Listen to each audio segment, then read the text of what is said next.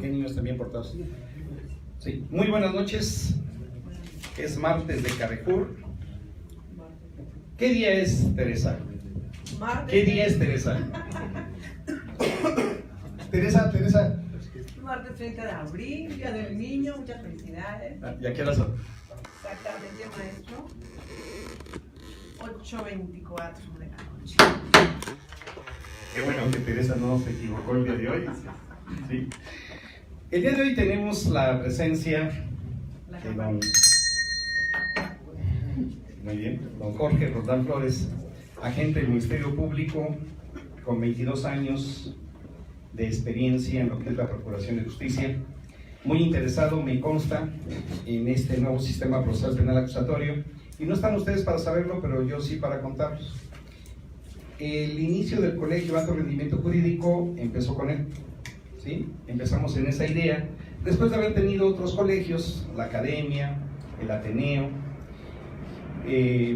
Como estuve trabajando en la misión pública, hubo un espacio en donde no tuvimos esa inquietud porque el horario no lo permitía, pero cuando reiniciamos lo hicimos con la aceptación de empezar a reunirnos. Acuérdense que un grupo de estudio con 2 ya es grupo de estudio, ¿sí? Tuvimos otros compañeros que fuimos incorporando en el camino, compañeros también, entre ellas la licenciada Nancy Navarrete, que tú sí la conoces, yo también, ¿sí? Y fueron los orígenes de este Colegio de Alto Rendimiento Jurídico, que actualmente ya tiene pues mucha aceptación, muchos integrantes. Unos ya tenemos rato, 6 años tiene este colegio, y hay personas de nueva incorporación, ¿sí? Que nuevamente se les dice felicidades, y otros que sabemos que vienen. El problema del grupo de estudio es mantener la inquietud de estudiar, que sea permanente esa inquietud. Lamentablemente creo yo que los abogados se dan cuenta que hay necesidad de estudiar cuando nos golpean en las audiencias. Y cuando nos golpean en las audiencias dices, eso no lo sabía, esto, y me tengo que poner a estudiar para que no me sigan golpeando. Hay videos, y los videos de repente hay gente malintencionada que los suben a las redes y nos balconean, ¿sí? Así que tú eres de casa, tú eres, ella es la culpable que luego no le da permiso de venir. Ya hemos tenido a la maestra aquí con nosotros, 2 ocasiones lo hemos tenido. Y quiero yo agradecer el día de hoy esta presencia de don Jorge con el tema actos de investigación a cargo del Ministerio Público que no requieren control judicial.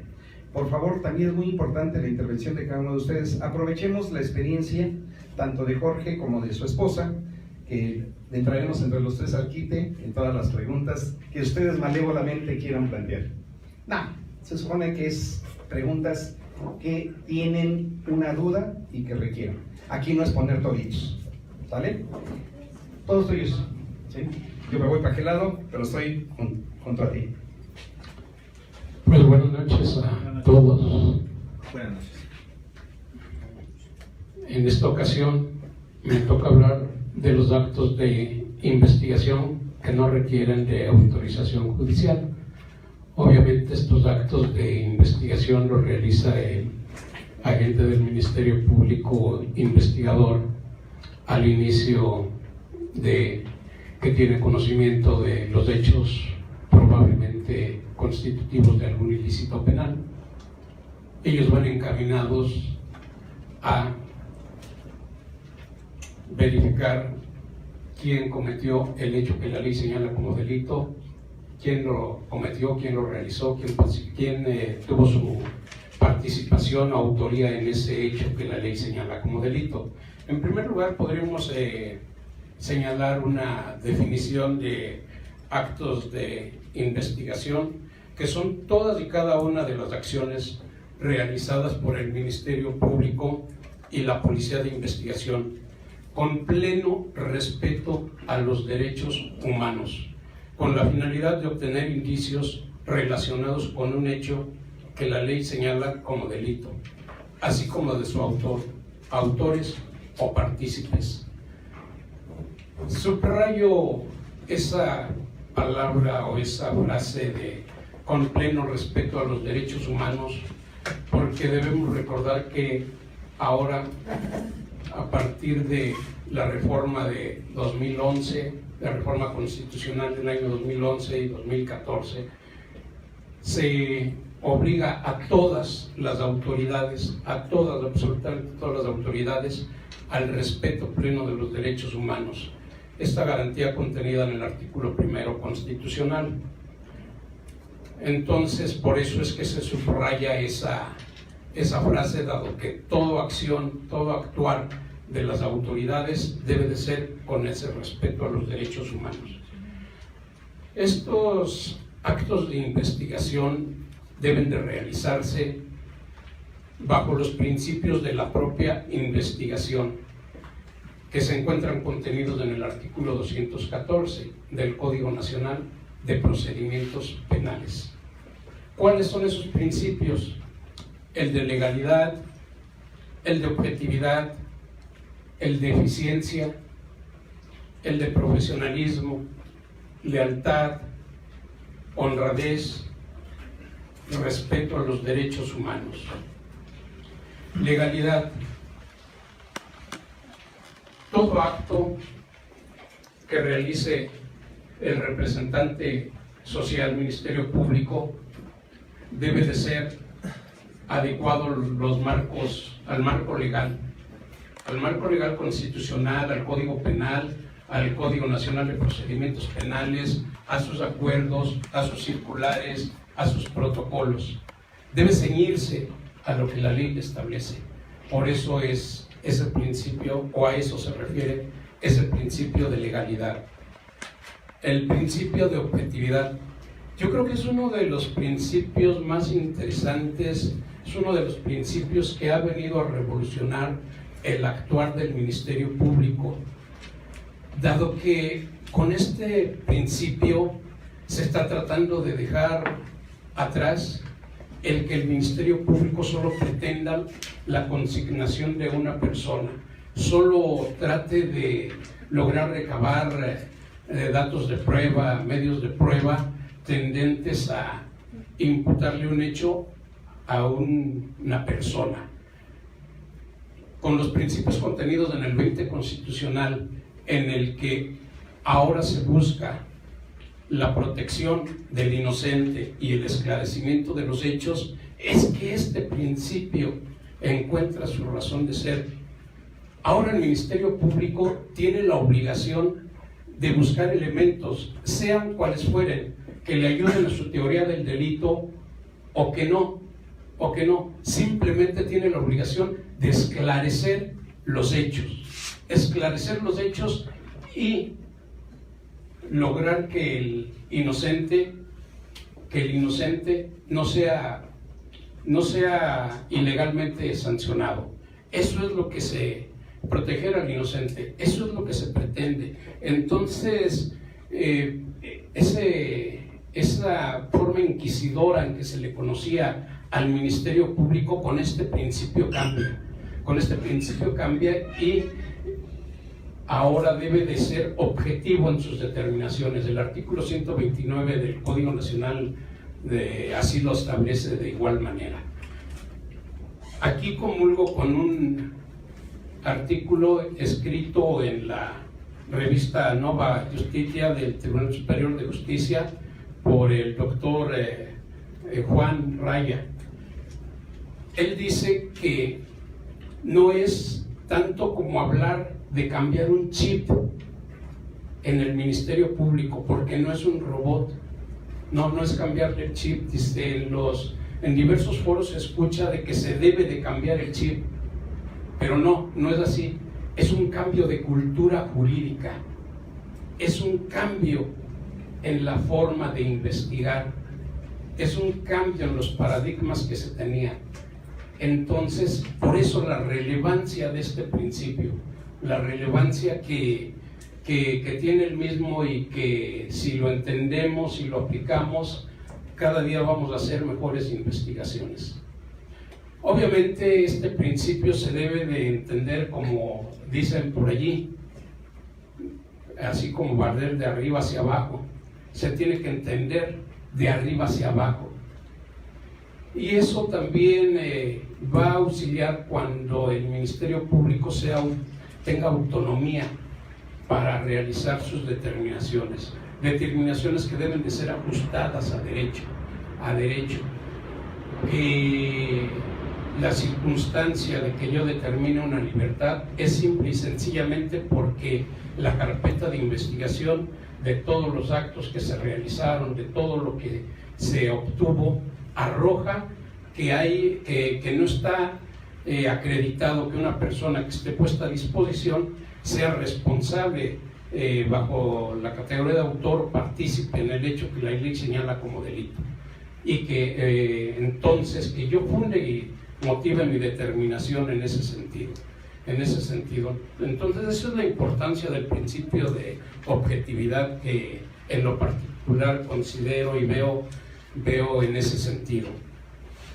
La eficiencia porque el Ministerio Público debe inmediato ir formando su teoría del caso para que eso lo ayude a dar los pasos que necesite hacer, dar las intervenciones que tenga que hacer en el orden que se deban de hacer, porque no las intervenciones se hacen pues de manera pues nada más de a ver, peritos intervengan y ya, no, se tiene que ir manejando una sistematización dependiendo del tipo de indicio que encuentres, y pues de allí la intervención a los peritos correspondientes.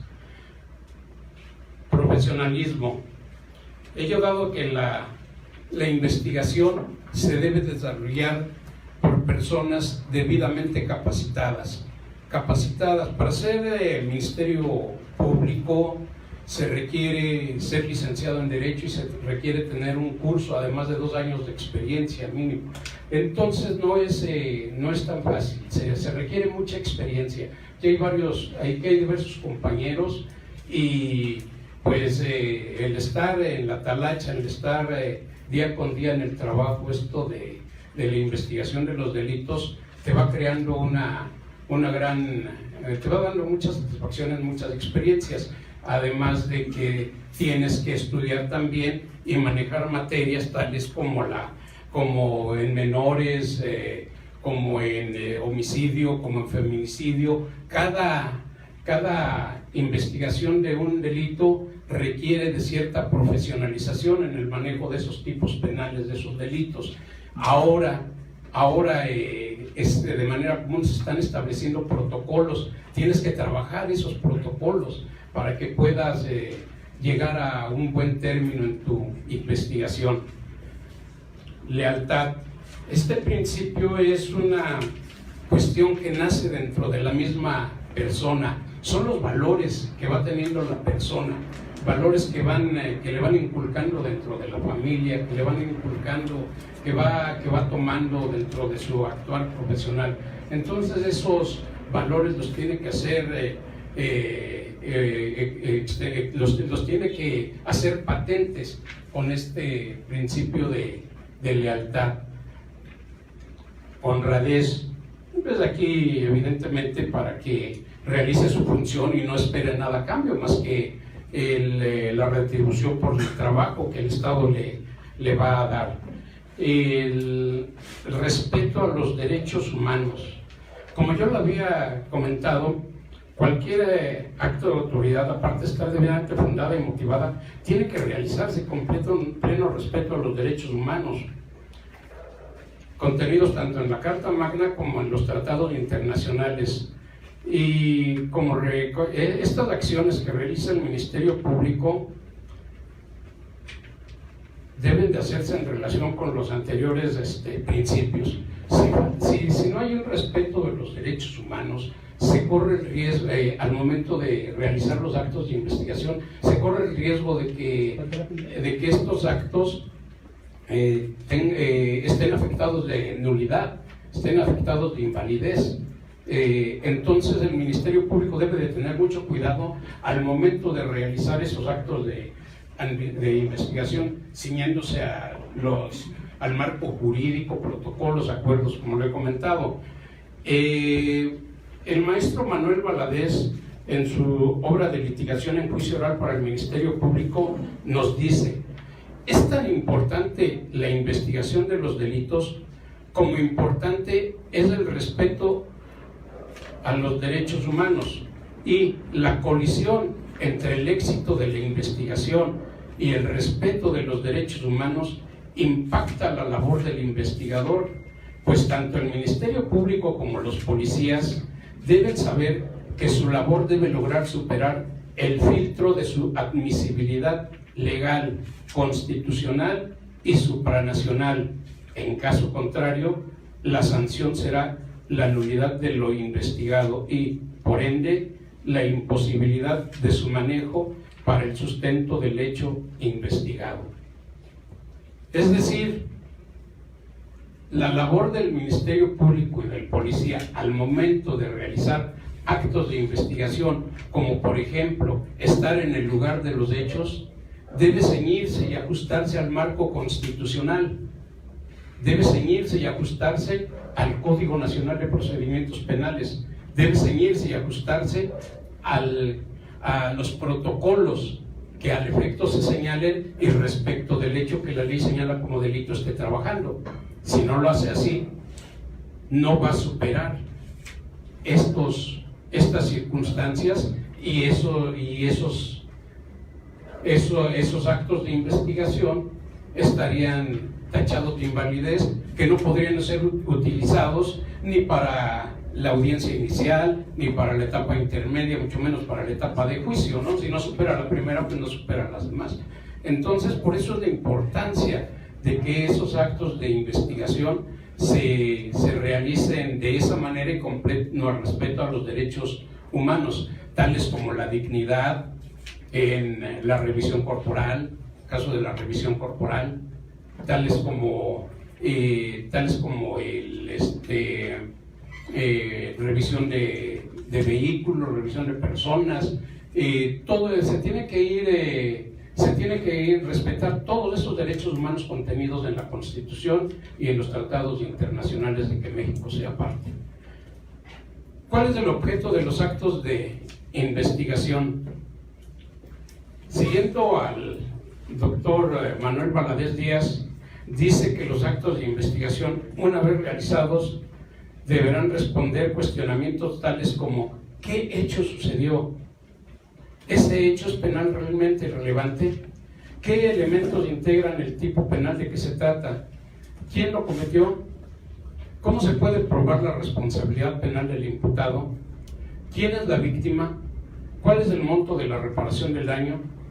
Y con ello lograr la elaboración de la teoría del caso con sus elementos fácticos, probatorios y jurídicos. Eso ya fue. Eso último es mío. Pues de estos cuestionamientos vamos a ver en el desarrollo de esos actos de investigación cómo sí se pueden responder, cómo ya desarrollando los mismos, pues ese objetivo se va a lograr. ¿Hasta aquí tienen alguna duda, licenciado? ¿Alguna duda? ¿Algún cuestionamiento? ¿Algo?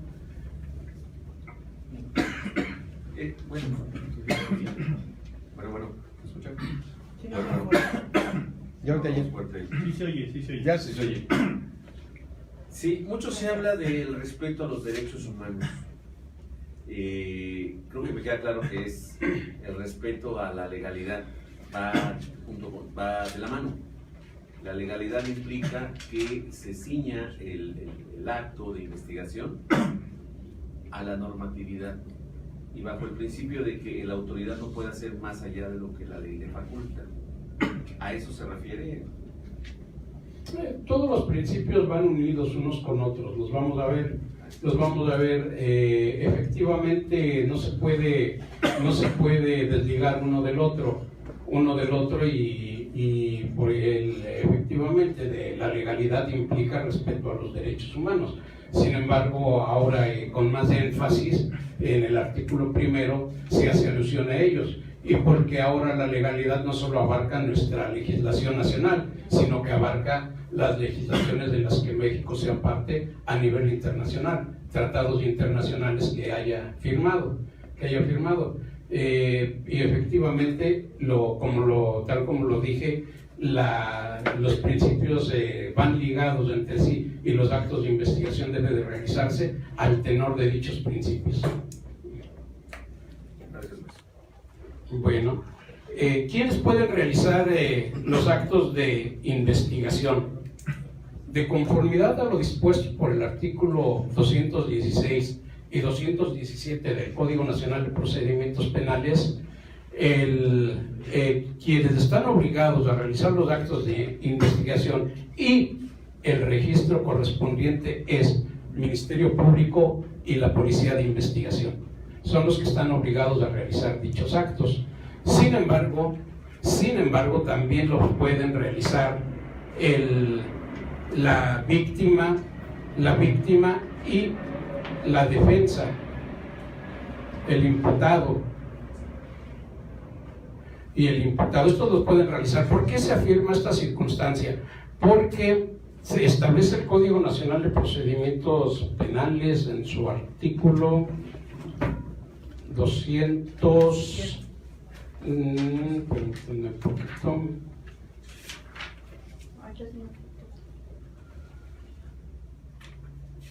El artículo 216 dice: durante la investigación, tanto el imputado, cuando haya comparecido, haya sido entrevistado, como su defensor, así como la víctima u ofendido podrán solicitar al Ministerio Público todos aquellos actos de investigación que consideren pertinentes y útiles para el esclarecimiento de los hechos. El Ministerio Público ordenará que se lleven a cabo aquellos que sean conducentes. Bueno, pero al hablar de podrá, es una facultad que le da la ley, de solicitarle al Ministerio Público. Y si no lo hace, los puede llevar a cabo. Él los puede llevar a cabo. Y aquí incluso, pues los puede presentar en la audiencia intermedia. Ya los puede, al momento de individualizarlos y precisarlos, en ese momento los puede señalar esos actos. Tiene como base esta afirmación lo dispuesto en la tesis denominada medios de prueba. No sé, ¿me la puedes leer, por favor?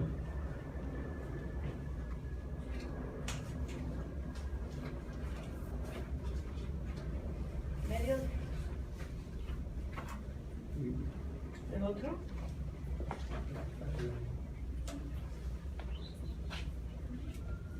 Sí. Bueno, sí. Sí. Sobre el... A ver, lo leo. Medios de prueba en la audiencia intermedia. El hecho de que el juez de control excluya a los que ofreció el imputado para justificar su versión defensiva o teoría del caso, por no tenerse registros de estos en la carpeta de investigación, constituye una violación a las leyes del procedimiento que amerita su reposición, por afectar el derecho de defensa adecuada y trascender al resultado de la sentencia condenatoria. Del artículo 217 del Código Nacional de Procedimientos Penales se advierte que la obligación de dejar registro de los actos de investigación en la carpeta correspondiente solo corresponde al Ministerio Público y a la Policía, no al imputado o su defensa. Por su parte, el diverso 340, penúltimo párrafo, vigente hasta el 17 de junio de 2016, tampoco precisó ese requerimiento desde el descubrimiento probatorio, pues este se satisface con el anuncio e individualización de los medios de prueba y sería incongruente con lo señalado en el sentido de que el informe pericial pudiera ser entregado a más tardar el día de la celebración de la audiencia intermedia. Asimismo, no habría razón de que se ordenara a la defensa entregar al representante social los registros con los que cuente, como se indica en el primer párrafo del artículo 337 del código referido, pues este último tiene acceso a dicha carpeta y podría acceder a ellos. Además, en observancia al principio de no autoincriminación, la defensa no podría proporcionar los medios de prueba mediante los registros en la carpeta de investigación para que de ellos la contraparte deduzca pruebas de cargo, pues ello constituiría una violación a dicho axioma. Es más, la acusación y la prueba de culpabilidad corresponden al Ministerio Público, pero no a costa de las pruebas obtenidas por la defensa. Y aunque esta interpretación pudiera representar una desigualdad procesal, se encuentra justificada constitucionalmente, porque el derecho de defensa es para el acusado, no para el acusador. Por tanto, si el juez de control excluye en la audiencia intermedia los medios de prueba que ofreció el imputado o su defensa para justificar su versión defensiva o teoría del caso, por el hecho de que no se tiene registro de estos en la carpeta de investigación, debe concederse el amparo con fundamento en los numerales 20, apartado B, fracción cuarta de la Constitución Política de los Estados Unidos Mexicanos y 173, apartado B, fracción décima de la Ley de Amparo, para que la sala responsable A. declare la nulidad de la sentencia emitida por el Tribunal de Enjuiciamiento de acuerdo con el artículo 101 del Código Adjetivo invocado y determine que al lugar a la reposición del procedimiento parcial conforme al artículo 482 fracción tercera de dicho ordenamiento, dado que esta actuación violenta el derecho de defensa adecuada del quejoso y trasciende al resultado de la sentencia condenatoria dictada por el Tribunal de Enjuiciamiento, por haber sido condenado por el delito que se le imputó, señalándose que no justificó su postura alterna. B. Ordene que en el auto de apertura a juicio se incluyan los medios de prueba inmediatamente excluidos y sea el mismo Tribunal de Enjuiciamiento el que continúe con la audiencia de juicio para el desahogo de dichos medios de prueba, a efecto de no violentar los principios de inmediación y objetividad establecidos en los artículos 20, apartado A, fracciones 2 y 4 constitucional y 9 del Código invocado, y C. en su momento, con libertad de jurisdicción, determine lo que corresponda, en la inteligencia de que la reposición no afecta los medios de prueba del Ministerio Público desahogados en el juicio o por no advertirse violación a algún derecho humano en cuanto a estas probanzas, incluso velando por la revictimización de la parte ofendida, en el entendido que si se advierte una imposibilidad para integrar el Tribunal de Enjuiciamiento con los mismos titulares por una cuestión de fuerza mayor, debería llevarse a cabo en su integridad la audiencia de juicio oral. Bueno, pues entonces, ¿qué número de registro es? ¿Qué creen? Se lo voy a dar, pero esta ya está superada. Soy como la Chimoldrufi, así como dice una cosa, dice otra. Está superada, pero lo que se me hace interesante es el argumento.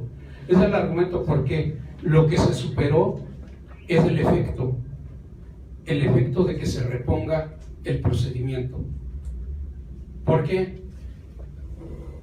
La tesis que vamos a ver más adelante nos habla de que el hecho de reponer el procedimiento atentaría contra el principio de continuidad que se tiene dentro del procedimiento oral, y que el hecho de estar ya en una etapa de juicio y volver a una etapa intermedia violenta definitivamente ese principio. Por eso es que está superada esta tesis.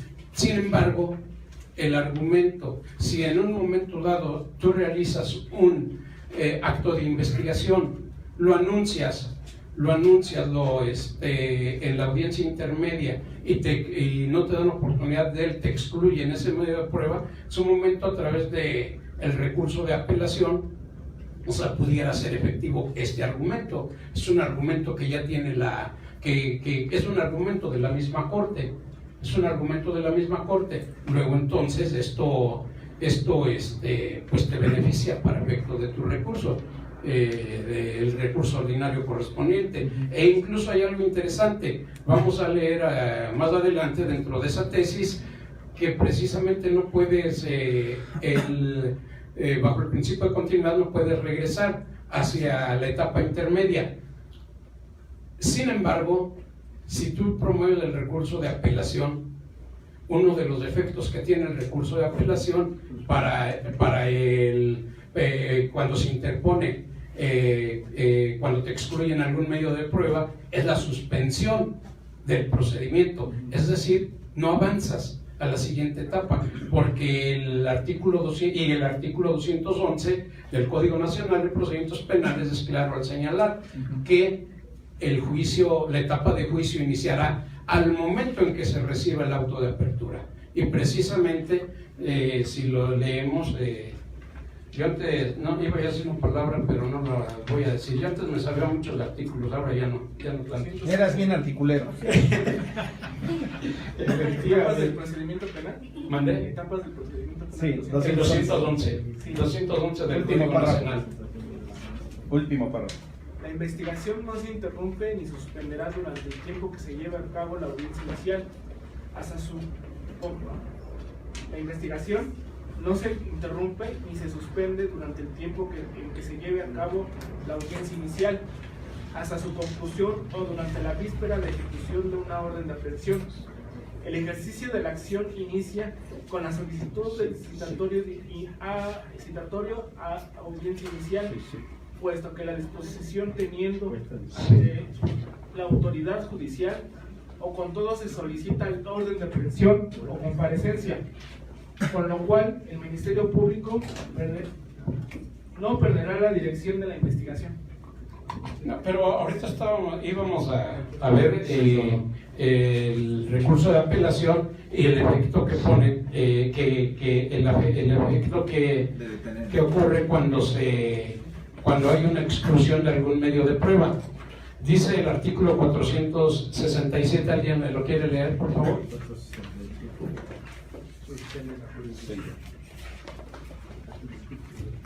467. Por aquí.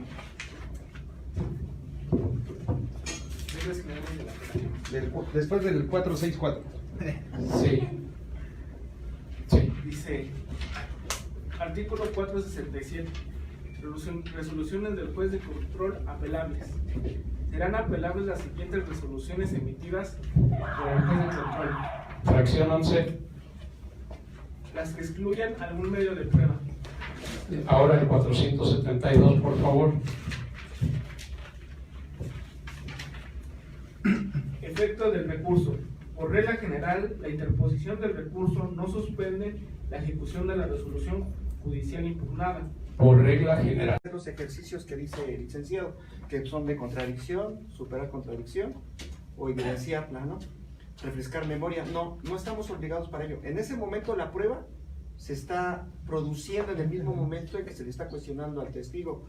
Este tipo de opiniones ha sido constante por los jueces de control en la Ciudad de México. Yo he llevado algunas audiencias en ese sentido y no nos han pedido en ningún momento que hagamos un descubrimiento probatorio. Es decir, yo entiendo lo que dice el abogado y pareciera ser aparentemente que pudiera ser lo más adecuado, pero son dos estadios procesales. Uno es la audiencia inicial y la otra ya es la intermedia, donde sí se tiene la obligación de hacer ese descubrimiento probatorio para estar en una igualdad de condiciones, que es el discovery, ¿no? Las manos abiertas, teniendo el principio de contradicción. En este caso no es así. Sería ponerle una carga más al imputado, una carga, pues ya tenemos una audiencia inicial y todavía los vamos a obligar a hacer descubrimientos probatorios. Bueno, en mi caso yo lo que he hecho, nunca me han prevenido ni me han requerido el hacer descubrimientos probatorios en ese estadio procesal. Sí, no, además efectivamente de este criterio, de esta tesis que ya habíamos leído, que estamos leyendo, en esta nos dice precisamente que la defensa es para que realice su defensa y no para que el Ministerio Público, de los datos que obtenga la defensa, pueda obtener una acusación para no violar el derecho incluso de autoincriminación. Entonces, insisto, el argumento por el que va la Corte es en ese sentido y no varía con la jurisprudencia actual, no varía salvo la etapa, no sé. Bueno, ya nada más quería yo tenemos que ver de manera armónica, conjunta, integral, la audiencia inicial. Mire usted, el año pasado estuvimos aquí platicando sobre hubo en el 314, quiero pensar que es cuando el Ministerio Público solicitaba, ¿no?, oportunidad para vincular, ¿no? En ese momento se suspendía, le decían al imputado que en qué momento quería que se resolviera su situación jurídica. Dentro del plazo de 72 horas, 144, en ese mismo momento. El razonamiento que se encuentra en esa ejecutoria, porque fue una contradicción de tesis, tiene su sentido en este caso. El Ministerio Público, al momento en que solicita la vinculación a proceso, vacía todos sus datos de prueba que tiene. Su autoría del caso hasta ese estadio procesal, que a pesar de ello es con un estándar probatorio muy bajo, pero nos agarraban los defensores así como sin prepararnos, ¿no? Ahora, si es una medida cautelar personal, tenemos la posibilidad de solicitar esa ampliación. Ya vemos cuáles son los datos de prueba que tiene el Ministerio Público. Nos deja ver su autoría del caso en ese estadio procesal, a ese nivel de estándar probatorio muy bajo.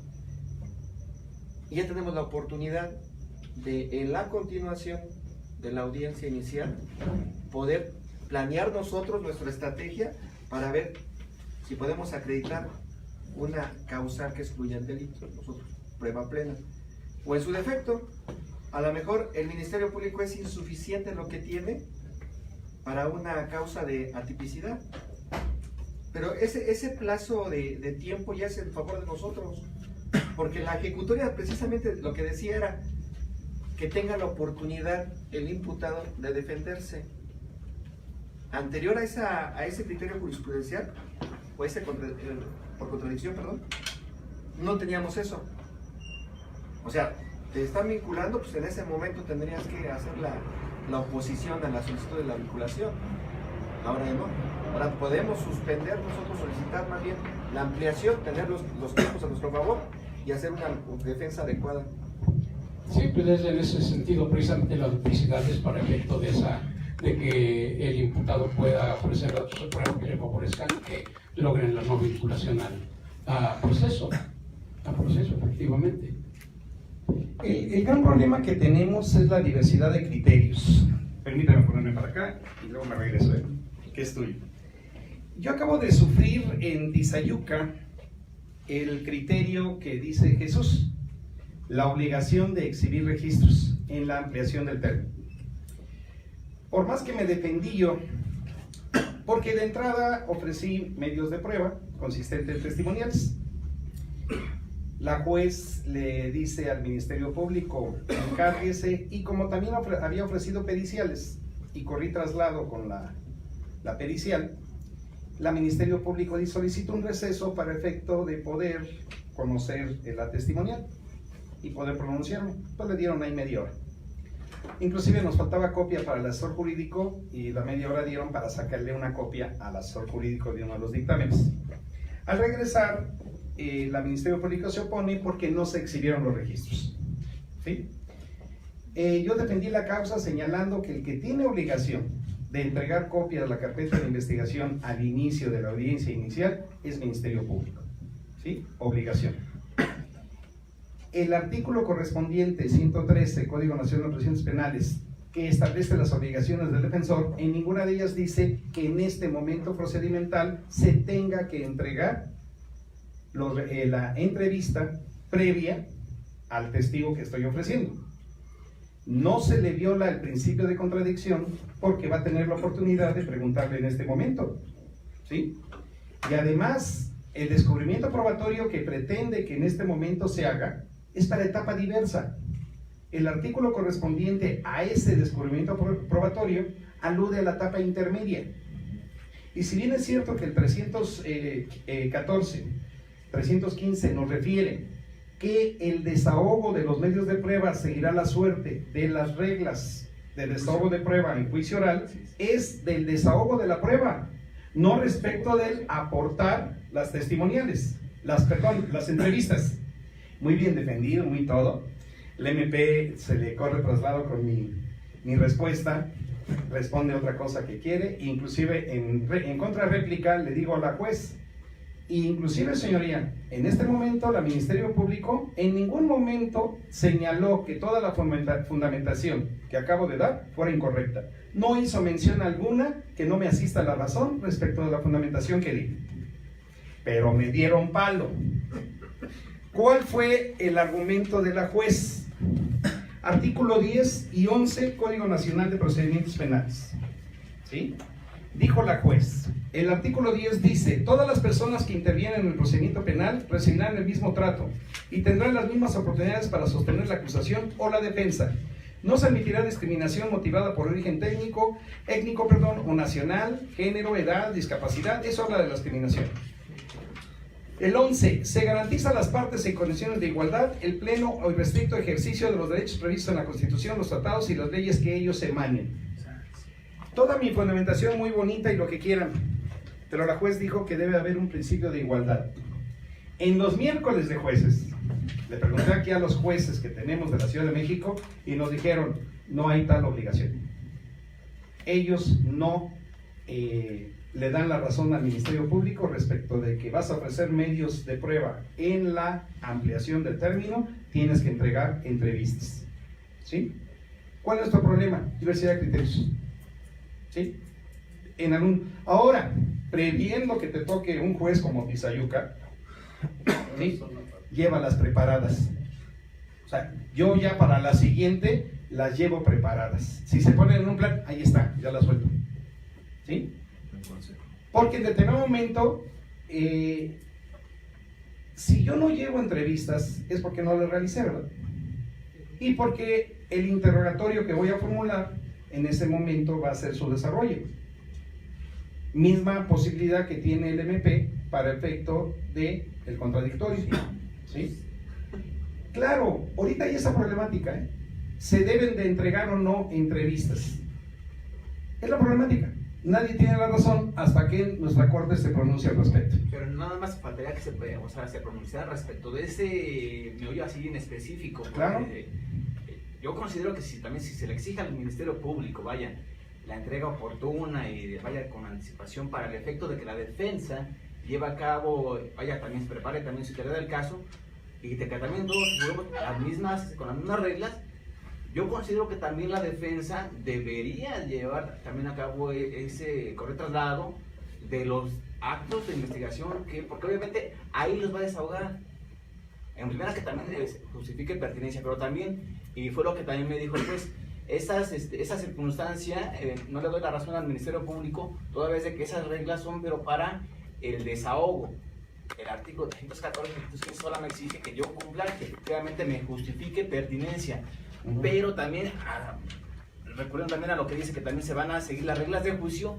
Digo, pues también hay que interpretar, también aplicar también las demás disposiciones, lo que hace referencia, por ejemplo, al descubrimiento probatorio, lo que señala el artículo 337, ¿no? Entonces, yo considero que sí, porque obviamente, insisto, para alguna técnica de uso de registros anteriores también le va a servir al defensor. Y también es parte también del contradictorio también, si se equivocó, si dijo algo o si también fue amañado también el testigo, pues ahí con el contradictorio también sale a la luz. El problema que tenemos en este momento es que no hay ni fundamento ni motivación al respecto. No hay artículo que lo ordene. Así es. Por eso la juez de Tizayuca se agarró en el artículo 10 y en el 11. Sinceramente y con espíritu de jurista, creo que sí debería de haber descubrimiento probatorio. ¿Sí? Sí lo creo, porque esa igualdad de armas significa que tú sí tuviste oportunidad de preparar a tu testigo. Porque no vienes aquí de cacería a ver qué le preguntas. Tuviste oportunidad de prepararlo. Pues haz ese registro y entrégalo. ¿Sí? Con espíritu de jurista. Acuérdense que nosotros tenemos que estudiar como juristas, no con camiseta de MP, ni con camiseta de defensa, ni el sol jurídico. Y digo, ahí están las reglas. Artículo 217 te maneja las reglas para un acto de investigación que también lo debe llevar a cabo, lo puede llevar a cabo también el defensor. Cumpliendo esas reglas del 217. Exacto. Claro. Y lo que no me gustó también del juez es que me dice, es que ese artículo solamente es para el Ministerio Público. Y dije, caray. No me digas eso, tu juez. O sea. Y yo me lo estás diciendo tu juez. Entonces quiere decir que los actos de investigación que realiza la defensa puede hacer lo que quiera, ¿no? Así, y como quiera.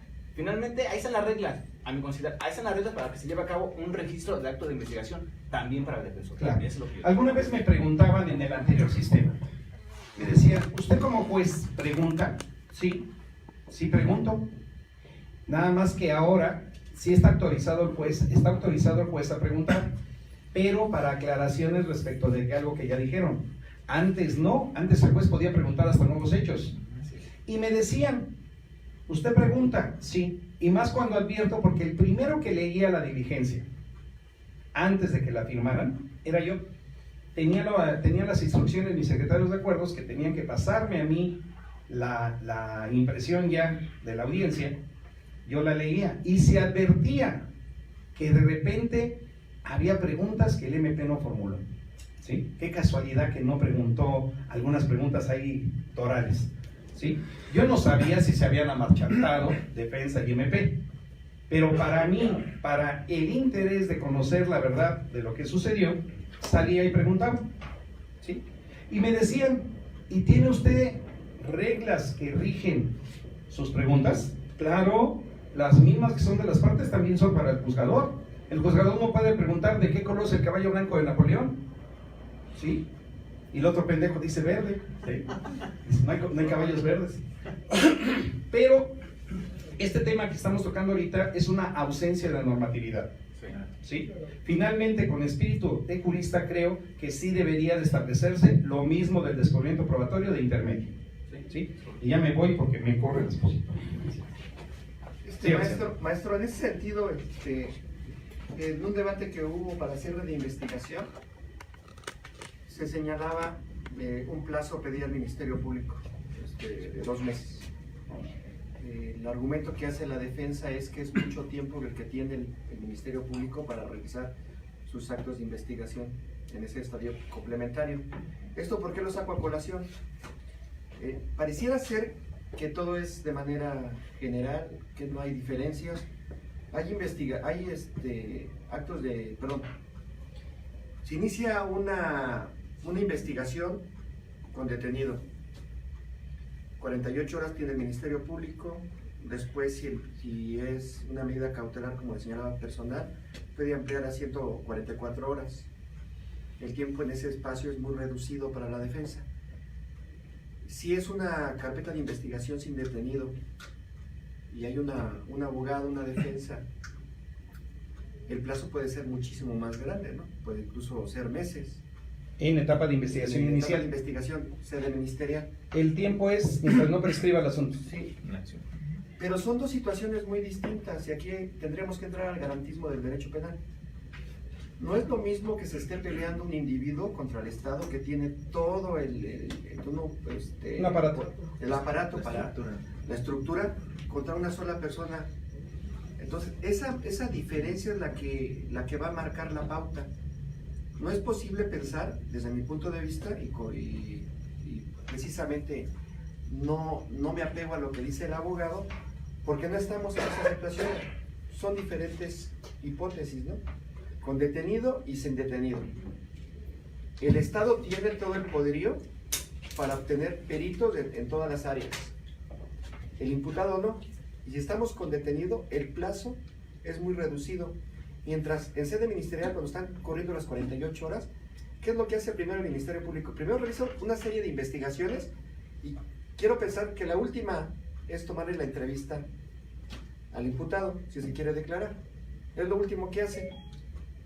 Porque no sabemos, hace rato aquí el maestro nos decía que podría dar una libertad si él apreciaba en sede ministerial que existían los elementos, ¿no?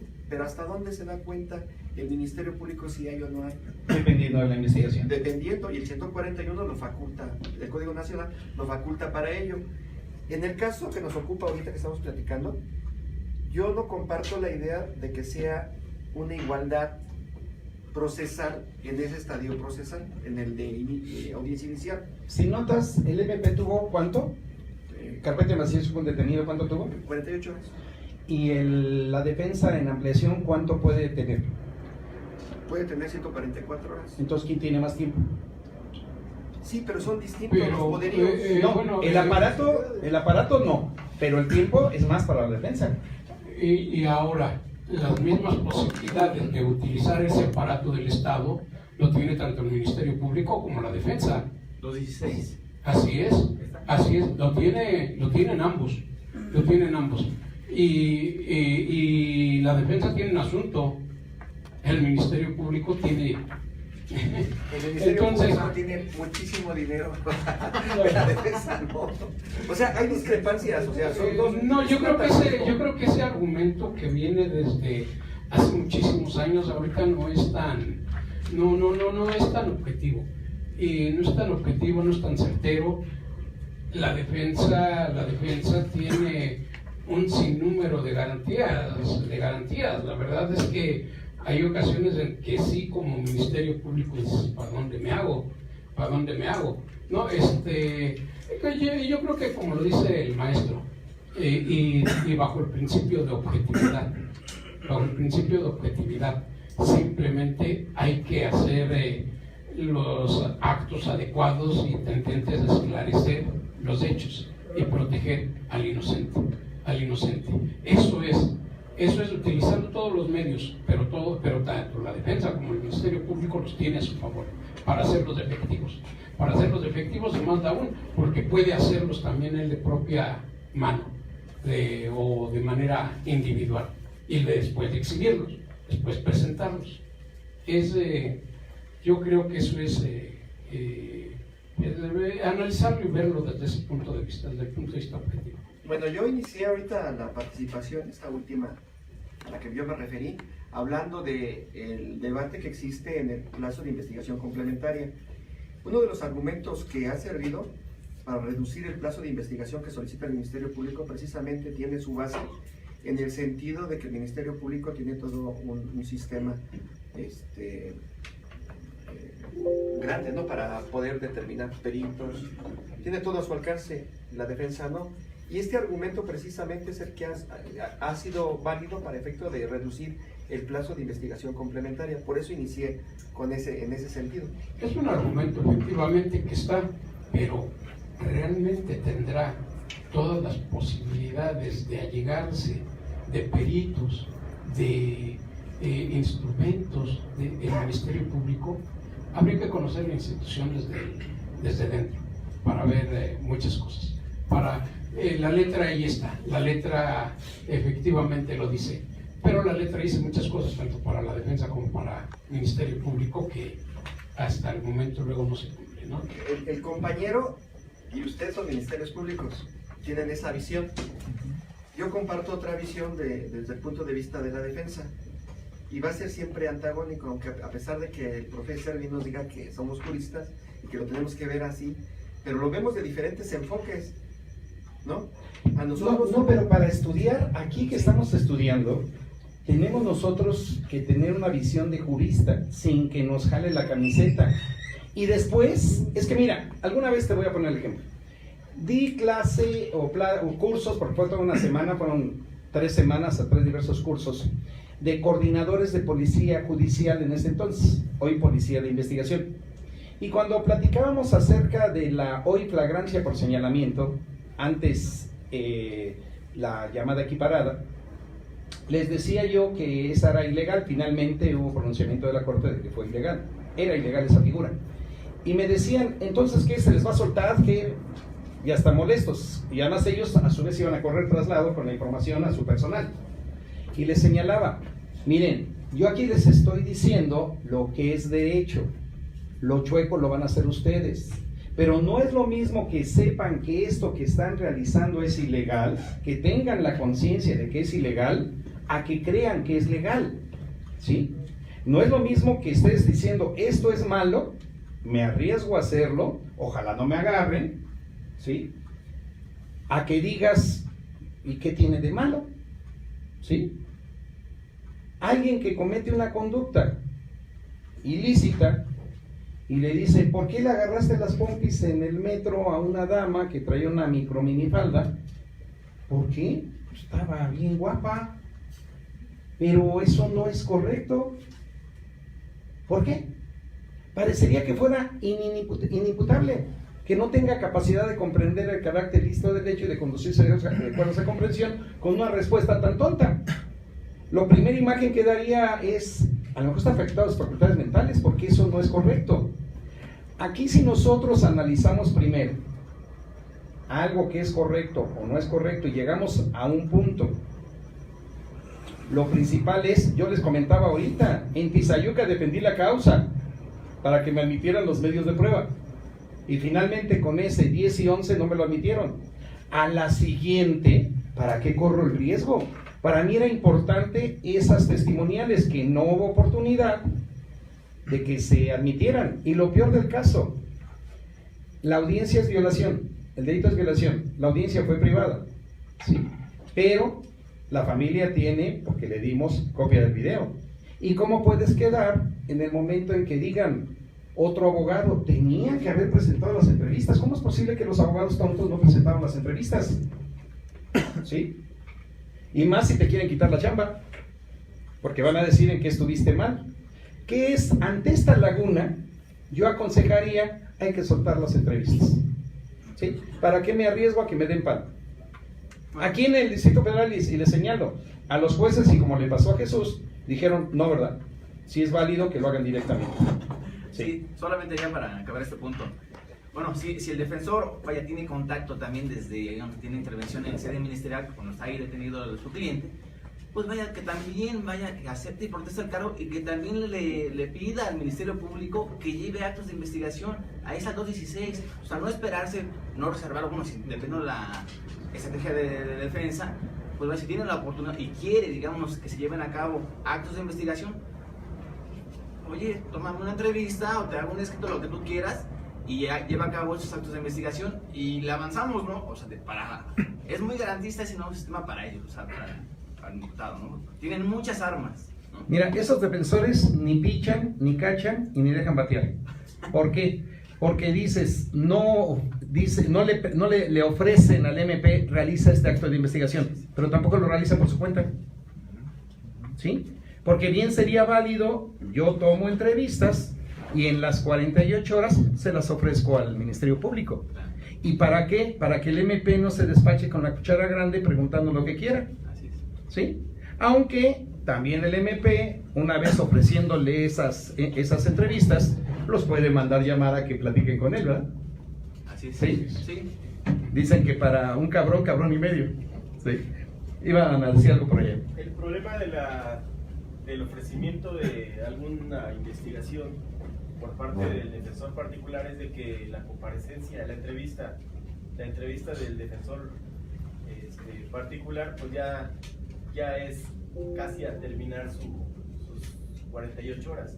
Aunque el oficio, aunque uno se los pida, incluso le ponen urgente 3 horas, 8 horas, normalmente ya son horas inhábiles, son horas fuera de labores, y ya no hay oportunidad de que se realicen esos actos de investigación durante la entrevista. Bueno, ahí no hay fuera de labores, ¿eh? El turno está corriendo y 24 están horas, trabajando. 365 Claro. días al año se trabaja en la Procuraduría. Por parte de la Procuraduría, pero si le gira un oficio al IMSS, a cualquier otra institución, Bueno, fuera de labores puede llevarlo, recabarlo. Y el término se vence a las 11 de la noche, a las 2 de la mañana, es imposible que el policía de investigación incluso encuentre abiertas las oficinas o personal con el que pueda llevar a cabo la investigación. Bueno, ahí sería ya maña para efecto de que a propósito no se pueda entregar el oficio. Y como bien dice el maestro, tú también pon de tu parte, córrele y ve a entregarlo en horario laboral, e inclusive pregunta quién tiene que dar la respuesta y cuándo me la van a dar. Además, el que tiene hambre le atiza la olla. Como dice el licenciado, estaba comentando que la última diligencia que realiza el Ministerio Público es la de la entrevista. Sí, pero tú en cualquier momento, aquí hay que recordar, ¿desde qué momento tiene acceso al registro de las investigaciones del imputado? Desde que conoces, desde que se tiene al imputado, desde que se le cita, desde que está allí. Desde ese momento tienen la posibilidad, facultad, de ir, acudir y realizar sus actos de investigación. No. Sí, Ahí ya claro que el problema aquí parte del cambio del sistema es ese. La defensa solo quiere defender porque estaba acostumbrada a defender. No ha aprovechado esta facultad que le está dando la ley de realizar actos, de realizar sus investigaciones, de hacer su teoría del delito, de su teoría del caso, y que esa teoría del caso, al llegar a la de actos de investigación y datos de prueba, que le sirvan para desvirtuar la imputación que hay en contra de su defenso. Pero no se presta a que la haga, gracias, a modo. Bueno, me gana la camiseta del defensor, pues ahora hago mi entrevista yo solo, a modo del defensor. Pues eso sí lo vas a hacer porque en ese momento traes la camiseta de defensor y la vas a hacer con esa finalidad. Inclusive cuando estás escribiendo y te dice, la verdad yo sí creo que él fue el que cometió eso no lo ponemos. Pues sí, efectivamente, ¿sí? Entonces no te gana la camiseta, tienes que tener la camiseta de la que en ese momento estás defendiendo. Incluso un acto de investigación que pudiera perjudicar a tu defensa, Pues no lo haces. No lo entregas. no lo entregas porque tienes la facultad del principio de no autoincriminación. Así de sencillo. Así de sencillo. Contrapuesto al principio de lealtad. El Ministerio Público tiene obligación de que toda la investigación que realiza debe existir en la carpeta de investigación. Todo, a favor o en contra, todo. Si tú logras probar que el Ministerio Público, con esto de que la carpeta ya no está entresellada, foliada y rubricada, ¿sí? Pero si logras acreditar que le quitaron algo, sería hasta delito, ¿eh? Sí.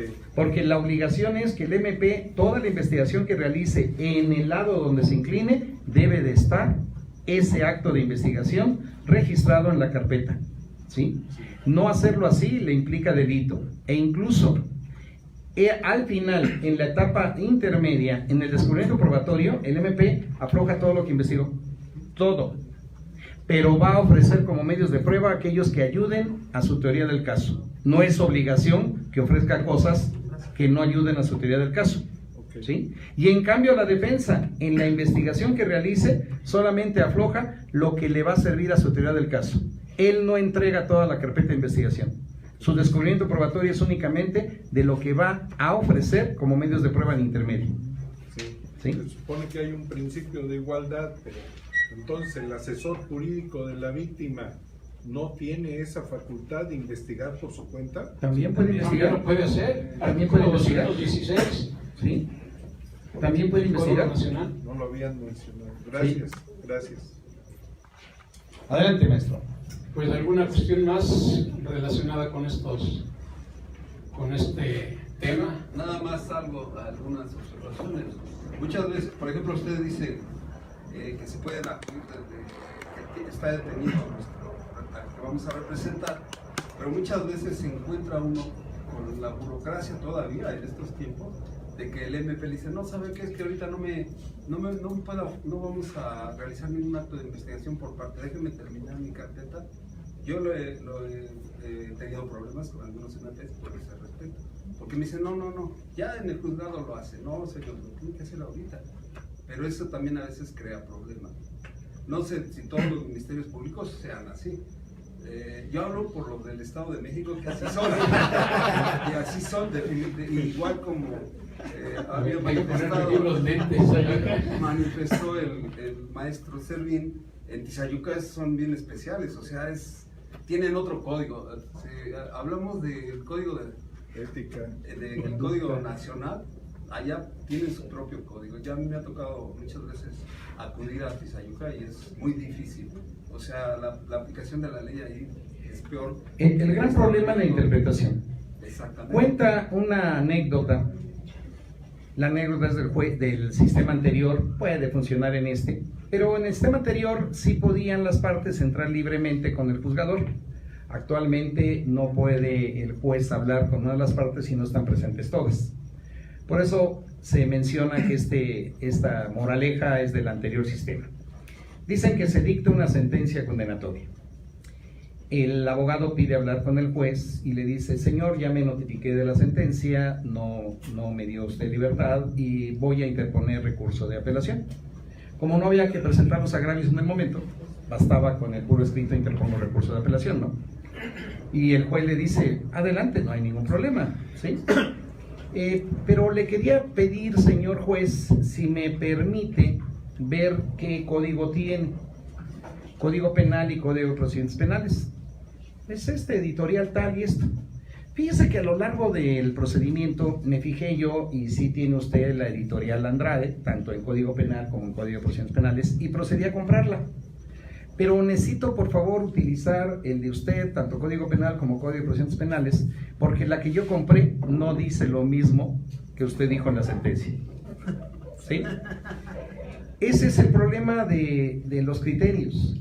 En los miércoles de jueces que estamos aquí, lo principal que a ellos les impulsa venir es que en la confianza de ser amigos, poder decir: en esto estás mal, en esto estás mal, lo otro.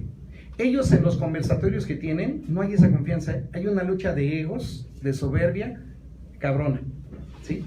Lo que hemos tratado de eliminar en este grupo de estudio, que aquí se venga a platicar, les digo, primero con un espíritu de jurista, ¿sí? Y ya después veo cómo jalar el agua para mi molino dependiendo la camiseta que tenga, pero con esa idea de que sé que aquí me pueden dar palo, ¿sí? No es lo mismo que digas: aquí nunca me va a dar palo, aquí nunca me va a dar palo, y te empiezan a dar palo y además consecutivamente, y pues creo que algo está mal, ¿sí?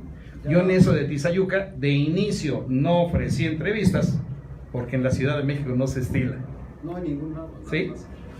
Y allá sí, pero vean, me costó que no me admitieran las testimoniales. Ahora, otra observación. Y la vinculación al proceso. Otra observación, perdón, maestro, en cuanto a que hablan de que de las entrevistas, de que en este sistema ya no podemos presentar testigos falsos.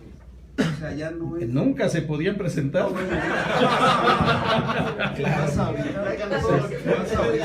Ese acto de investigación siempre ha estado prohibido. Yo sobre todo he visto para las dos partes. Yo estuve años en materia penal, fui servidor público también, pero donde más se prepararon los testigos y observé fue en materia civil y laboral. A veces también en penal, pero en este caso, cuando ya uno llega con testigos que no saben en relación a los hechos, que supuestamente los prepararon, inmediatamente se ve y se van para atrás. Yo tengo la idea que un buen interrogatorio de un testigo falso sale a colación el testigo falso. Es que en muchas ocasiones también tenemos la mala interpretación de la palabra preparar. Sí. Preparar no es encaminar. Preparar no es decirle falsea. No, eso no es preparar. Preparar es conocer qué es lo que sabe tu testigo. Es conocer qué es lo que le consta del hecho que se está investigando para saber en qué te va a apoyar. Eso es preparar. Yo peleé cuando recién llegué al área de procesos. Yo iba de averiguación previa. De hecho, todavía he tenido más tiempo en averiguación, bueno, ahora en investigación que en procesos.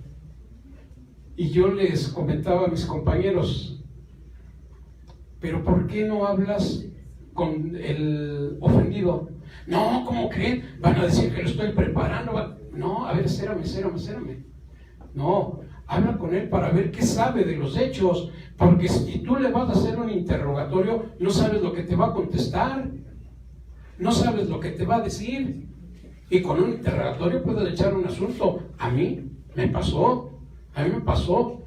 Estoy llevando una audiencia y pues leo la declaración del testigo. Es un edificio, tercer nivel, el evento ocurrió abajo a unos metros. Aparentemente nada me dijo que había algo que lo obstruyera la vista para ver una riña que estaba allí. Le pregunto, dígame cómo era la visibilidad desde el lugar en el que se encontraba, el lugar de los hechos. No se veía. ¿Perdón? No se veía. No, pues el defensor allí feliz, nomás lo vi como lo hizo así, el colmillo y todo eso, ¿no? Logré sacarle ya con preguntas que lo que pasa es que el evento inició en un cubo de las escaleras, y que de allí salieron. ¿Y eso por qué me pasó? Por no conocer lo que sabía el testigo y cómo lo sabía. Así es, exactamente. Inclusive ahora la preparación, por eso tenemos las películas norteamericanas de las salas de audiencia de los despachos particulares. También las instituciones tienen o deben de tener sus salas de audiencia. Si a nosotros como abogados nos impone una sala de audiencias, ¿sí? Y se puede dar una situación de bloqueo, que en francés dice de apendejamiento, ¿sí? No, en francés se oye más categoría, ¿sí? Da lugar a que ese testigo que no viene a mentir, incluso, no sé si les ha pasado, que a la hora de un testigo que presenció los hechos, platicas con él, habla atropelladamente, habla rápido, habla esto, salta de una cosa a otra. Le tienes que organizar su dicho, que no está mintiendo, Y ya no se diga que tiene que hacerse esa simulación de sala de audiencias, porque le impone a la gente. A mí me ha pasado de personas que ya se había previsto, porque bien dijiste una cosa y es una de las reglas del testimonio. Nunca puedes ir sin saber qué va a responder el testigo. Porque además, en teoría, salvo el derecho de poder ofrecer los mismos testigos del Ministerio Público, que entiéndase que de origen fueron testigos de él y después yo ya los puedo hacer míos, pero lo que hace a mis testigos, todos van preparados, no aleccionados, van preparados. Y por lo tanto ya sabemos cómo va a ser el rol de las preguntas y cuál es la pregunta, cuál es la respuesta, ¿sí? Yo he vivido ahorita en este año tres audiencias de juicio, 3 asuntos distintos, y me llama mucho la atención que en 2 de ellos un perito estaba diciendo lo que le consta pregunta abierta, y ahí estaba, y precisamente es cuando yo le pregunto esto, usted como hilo de media, no sé, ¿qué es eso? Como ya las damas ya no usan mucho media, ya no queda mucho. Como si te diera diarrea, ¿sí? Cuando hay diarrea se va, usted se sienta en el water y a eso va, ¿no? Bueno, igual, en el momento en que yo le hago esta pregunta, usted se suelta con todo. ¿Y saben qué me han dicho? Abogado, controle a su testigo. Controle a su testigo. Pero si está hablando acerca de la pregunta, distinto es que en lo que le pregunté yo algo y él alude a otras cosas. Ahí sí, no fue parte de la pregunta, ¿sí? Pero cuando fue parte de la pregunta, en teoría debería de ser, para eso es pregunta abierta. Pero sí me han dicho en 3 veces, abogado, controle a su testigo. Entonces, ¿qué hago? Dosificar las preguntas. Entonces, para evitar que te digan, abogado, controle al testigo, dosifica las preguntas. Precisamente para efecto de que no tengas ese... Además, el propio testigo se puede bloquear, ¿Por qué? Porque en lo que debatimos, cuando le dice, ya le pregunto, él mismo agarra, ¿y me puede repetir la pregunta? Y yo también agarro y digo, ¿y cuál fue la pregunta que le formulé? Si no tuviste la precaución cuando hay objeción, cuando hay algo, tienes que anotar ahí en qué voy. ¿O no la entendió? Sí. No la entendí. Pero cuando la formulas y no la entendió, pues la reformulas en otro. El problema es que se genere una incidencia, no sé, 5 minutos, 10, y cuando dice, por ejemplo, el juez puede decir, conteste, y el otro día, ¿me pueden repetir la pregunta? Yo no agarro y dice, ¿y cuál era? ¿Sí? Por eso hay que hacerla, cuando se presenta la incidencia, de inmediato apuntar ahí alguna clave, alguna palabrita que me permita al regreso saber en qué iba. Son de las cosas que he comentado que no nos lo dan en las clases, nos lo dan a chingadazos, ¿sí? Y si no te ha pasado, ponle atención porque sí pasa, ¿sí? Sígale, maestro. Bueno, pues entonces continuamos. ¿Cuál es el fundamento legal de los actos de investigación. 251. Bueno, primero de los actos de veríamos, investigación, sí. primero El vemos otro que hay lo una requisitos. clasificación de los actos de investigación. Son los actos que no requieren control judicial y que sí, efectivamente, su fundamento es del artículo 251 del Código Nacional, y los actos que requieren control judicial, que son aquellos que están contenidos en el artículo 252 del Código Nacional de Procedimientos Penales. El motivo de esta plática pues son los que no requieren control judicial, previstos en el artículo 251, y esos son la inspección del lugar del hecho o del hallazgo, la inspección del lugar distinto al de los hechos o del hallazgo, la inspección de personas, la revisión corporal, la inspección de vehículos, el levantamiento e identificación de cadáver, la aportación de comunicaciones entre particulares, el reconocimiento de personas, la entrega vigilada y las operaciones encubiertas en el marco de una investigación y en los términos que establezcan los protocolos emitidos para tal efecto el procurador, la entrevista de testigos, recompensa en términos de los acuerdos que para tal efecto emite el procurador, y las demás en las que expresamente no se prevea control judicial. Esta última fracción incluso va vinculada con el artículo 159 y 356 del Código Nacional de Procedimientos Penales, ya que pueden ser objeto de medios de prueba todos aquellos que no sean violatorios de derechos humanos, todos aquellos que no sean ilegales. Bueno, vamos a ver la inspección del lugar del hecho o del hallazgo.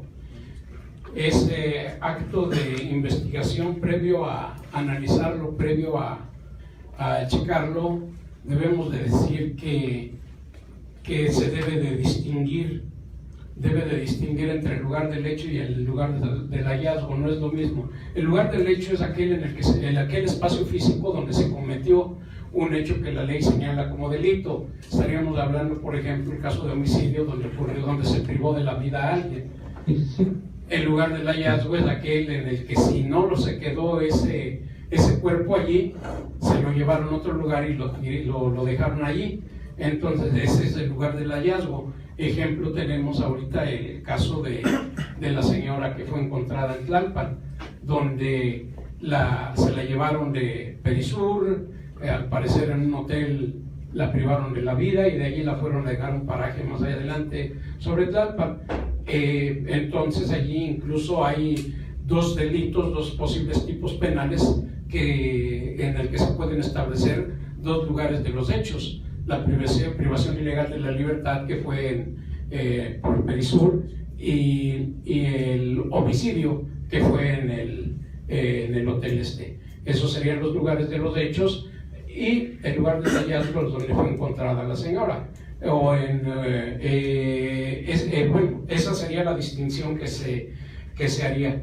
Como concepto, yo podría decir que el lugar del hecho se refiere al espacio físico en el que se cometió el hecho motivo de la investigación. Ya dije, por ejemplo, en el caso del homicidio, se trata del espacio físico en el que se privó de la vida a alguien, mientras el lugar del hallazgo es aquel espacio físico en el que se encuentra el cuerpo al que se privó de la vida. En muchas ocasiones, el lugar del hecho y el lugar del hallazgo son coincidentes. Su fundamento legal es el artículo 267 del Código Nacional de Procedimientos Penales, el cual señala de manera textual: la inspección es un acto de investigación sobre el estado que guardan lugares, objetos, instrumentos o productos del delito. Será materia de la inspección todo aquello que pueda ser directamente apreciado por los sentidos. Si se considera necesario, la policía se hará o asistir de peritos. Al practicarse una inspección, podrán entrevistarse a las personas que se encuentren presentes en el lugar de la inspección, que puedan proporcionar algún dato útil para el esclarecimiento de los hechos. Toda inspección deberá constar en un registro. Este acto de investigación es netamente criminalístico. La criminalística es una de las ciencias auxiliares del derecho penal. Y realmente la criminalística es la que se encargan del lugar del hecho. A pesar de que se pretende que el Ministerio Público, ya en este nuevo sistema, se pretende que el Ministerio Público deje un poco el escritorio, que sea más investigador, hasta ahorita la formación adecuada para tratar el lugar de los hechos es a través de los peritos, que también ya está pues tomando parte activa la policía que pueda acudir a ese tipo de eventos y trabajar el lugar del hecho. Bueno, de esta definición se desprende que el acto de investigación consistente en la inspección, valga la redundancia, es un acto de investigación. Dicho acto recae sobre el estado que guardan lugares, objetos, instrumentos o productos, todos relacionados con los hechos materia de investigación, trátese del tipo penal de que se trate, homicidio, un robo de una caja fuerte, un robo en un cajero, pues entonces allí hay que el indicio principal en robo a un cajero, pues es el cajero, el lugar de los hechos donde se encuentra el cajero. Que es materia de la inspección, todo aquello que pueda ser directamente apreciado por los sentidos, la vista, el tacto, el oído, que dependiendo de las circunstancias propias del asunto podrán o no acudir peritos. Ya no es, pues hay algunos lugares de los hechos, por ejemplo en un robo de un vehículo, pero normalmente en el lugar de los hechos no se va a encontrar algún indicio que ayude a la investigación. No se requiere de conocimientos científicos, de conocimientos específicos para que pueda acudir un especialista como puede ser un perito criminalística. Allí lo puede ser el mismo policía y pues detectar que hay una cámara y pues ya pedir los datos de esa cámara. Eso es apreciable a simple vista, no se requiere un conocimiento especial para poder trabajar ese lugar de los hechos. Además, bueno, continuamos desprendiendo de la descripción. Además del acto de investigación consistente en la inspección, de manera indirecta o derivada se pueden originar otros actos de investigación, entre otras, entrevista de personas que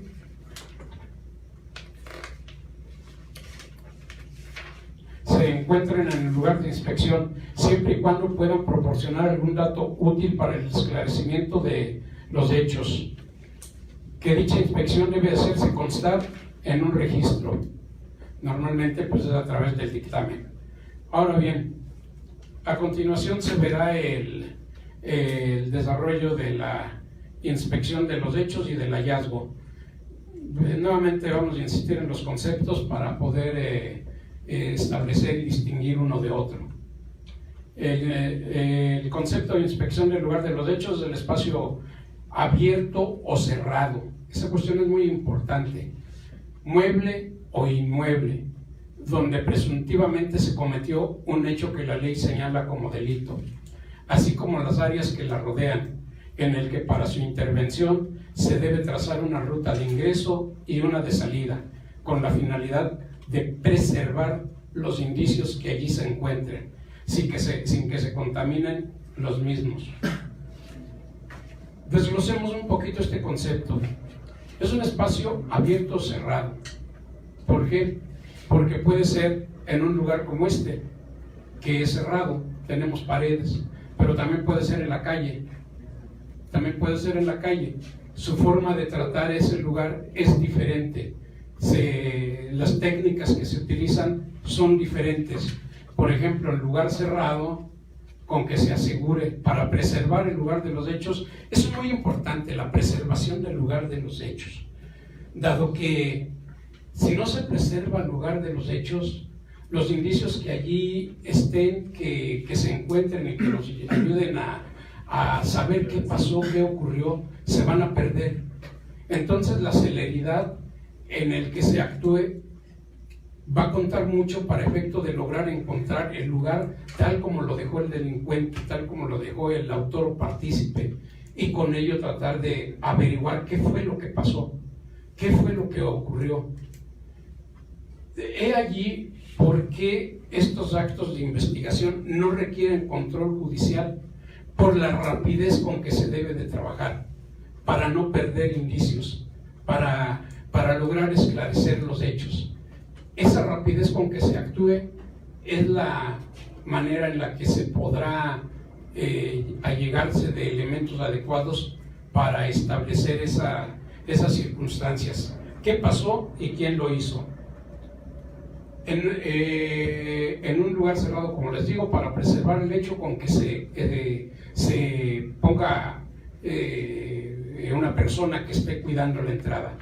En un lugar abierto, ¿qué se hace? Normalmente se preserva el lugar de los hechos a través de cintas. Estas cintas deberían de ser, de acuerdo a la doctrina, en 50 metros, una circunferencia de un radio de 50 metros. De 50 metros, eso es muy difícil, muy complicado. Ustedes, todos vemos y todos somos curiosos. Ocurre algo y de inmediato queremos saber qué pasó, queremos saber qué está ocurriendo. Entonces sí, eso no ayuda en nada para efecto de lograr el objetivo de esclarecer los hechos. Se contamina el lugar de los hechos, te hace crear hipótesis falsas. Recuerdo un asunto de un homicidio, nos reportan a una persona con disparo de arma de fuego en el interior de un domicilio. Actividad pública que fueron los que dieron aviso y se llevaron el arma. Después logramos detectar esa circunstancia, logramos saber quién fue, y pues evidentemente se procedió. Pero esa es la importancia de la preservación en el lugar de los hechos. Esa es la importancia. Se habla mucho de que el Ministerio Público debe de realizar una investigación científica. Yo los cursos a los que iba me llamaba mucho la atención. Una investigación científica. Pues díganme qué es una investigación científica. Yo con todo gusto lo trato de aprender. Si no lo sé hacer, trato de saber cómo se realiza una investigación científica. Pues difícilmente te dicen que es una investigación científica. Pero yo creo que la investigación científica tiene su base en el lugar de los hechos, con los indicios que encuentres. Porque esos indicios son los testigos mudos, son los testigos que te van a decir qué ocurrió a través del trabajo que se realice sobre ellos. Una botella, una huella, un saliva, todo eso científicamente es comprobable y puede ser atribuible a una persona. Entonces ese es allí es donde nace la cientificidad de la investigación y es lo que se debe de trabajar, pero para ello se debe preservar el lugar de los hechos. Eso es lo más importante para poder obtener una idea de lo que ocurrió. Y va junto con pegado con la cadena de custodia. Definitivamente. Siempre se ha trabajado la forma de trabajar el lugar de los hechos, siempre ha habido, pero ahora evidentemente es más estricta y es bueno para en su momento poder ofertar la prueba material de manera adecuada y con la plena certeza de que son cosas que no se sembraron, cosas que estaban en el lugar de los hechos, cosas que llegaron en mano debidamente ubicadas del lugar de los hechos hasta el juez, para que eso le va a servir mucho al Ministerio Público, le va a servir mucho para que vean que el Ministerio Público es un órgano que trabaja pues tratando de hacer un trabajo muy profesional, que pues sí lo digo con la camiseta del Ministerio Público, que socialmente es muy vilipendiado, que no es reconocido. Pero créanme que el trabajo social, el trabajo que realiza el Ministerio Público es arduo, que existimos muchos compañeros, aquí están algunos que vienen a aprender, que vienen a actualizarse, que vienen pues a continuar en aras de tener un conocimiento que logre que nuestro trabajo se desarrolle de una manera más adecuada. Compromiso lo hay y aquí estamos.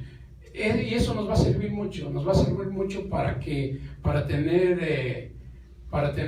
sean veraz nuestras opiniones, que se crea, que tengamos credibilidad ante la sociedad, que es lo que falta. Pero pues también es muy cierto lo que dicen, en una hoja en blanco, que con un punto negro, ¿qué es lo que se aprecia? Pues el punto negro, ¿no? El punto negro, no obstante que el Ministerio Público, pues a lo mejor un asunto, 2 asuntos por ahí le salen mal, pero trabaja asuntos día con día. Yo, una de las cosas que considero debe de hacerse también es que tener una mejor relación con los medios de comunicación para que se anuncie, se diga ante la sociedad qué es lo que hace el Ministerio Público, qué hacen los jueces, cuántas personas consigna el Ministerio Público, cuántas sentencias da el juez. ¿Por qué? Porque debemos de recordar que el derecho penal es una forma de control de la sociedad. Se creó el derecho penal como una forma de control de la sociedad.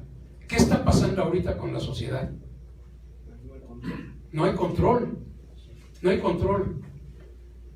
¿Por qué? Porque parte de ese control les atañe tanto al derecho penal, a cargo de ministerios públicos y de jueces.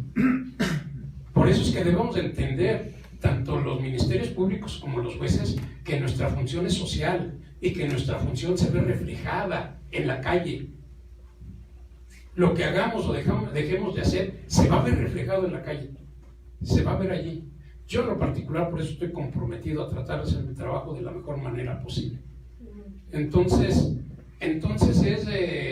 es aquí donde la parte científica de la investigación nace. Bueno, pero ¿cómo se trabaja me falta ver el concepto de inspección en lugar del hallazgo, perdón. Es el espacio físico delimitado o no, ubicado geográficamente, donde solo encontramos indicios que, al interpretarlos, podemos determinar que el evento delictivo ni se inicia, ni se desarrolla y ni termina en ese lugar.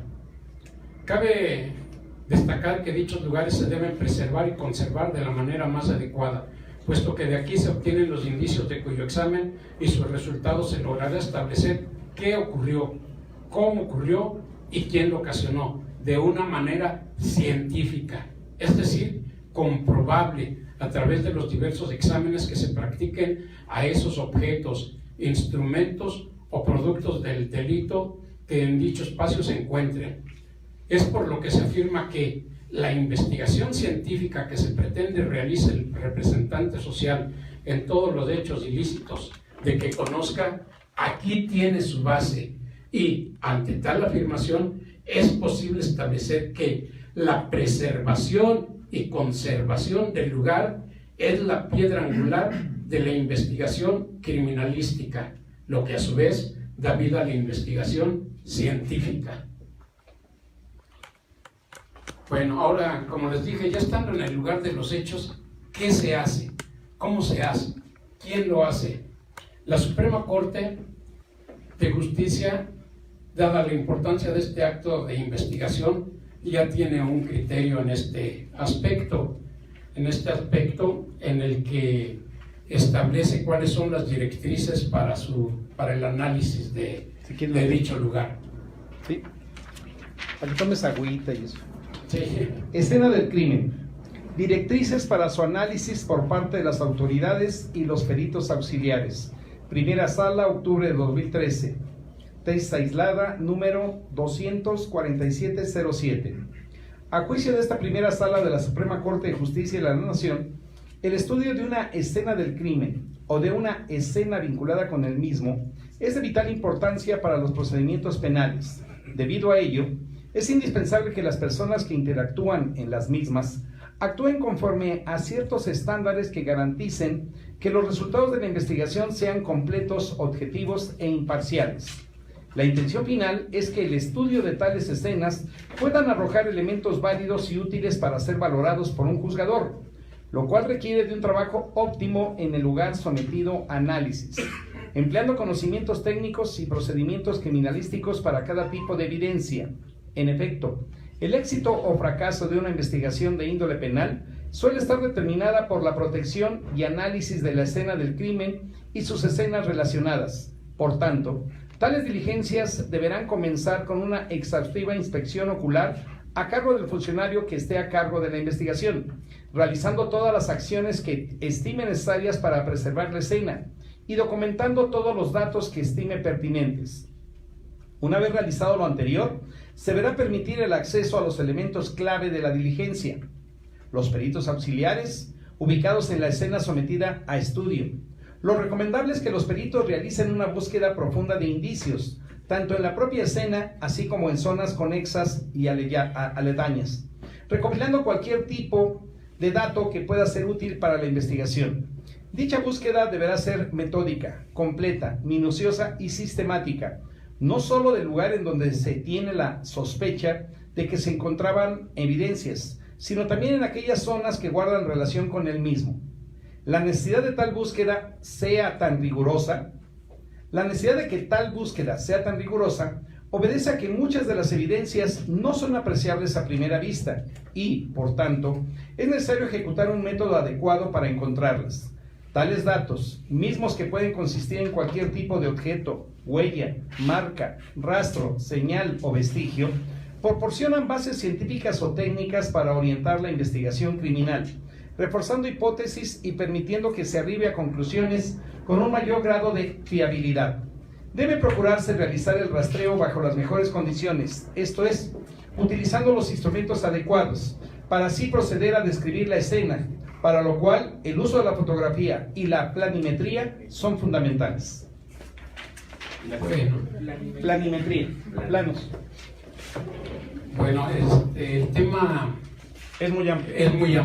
Es muy amplio, en verdad que cada uno de los puntos de actos de investigación contenidos del artículo 251 se puede tardar horas para irlo trabajando, te vamos a tener de aquí al resto del año.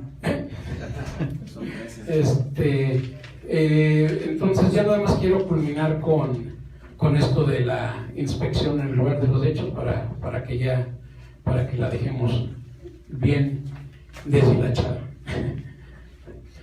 Y nos acompañes en otras ocasiones. Si me invitan, con todo gusto. Claro.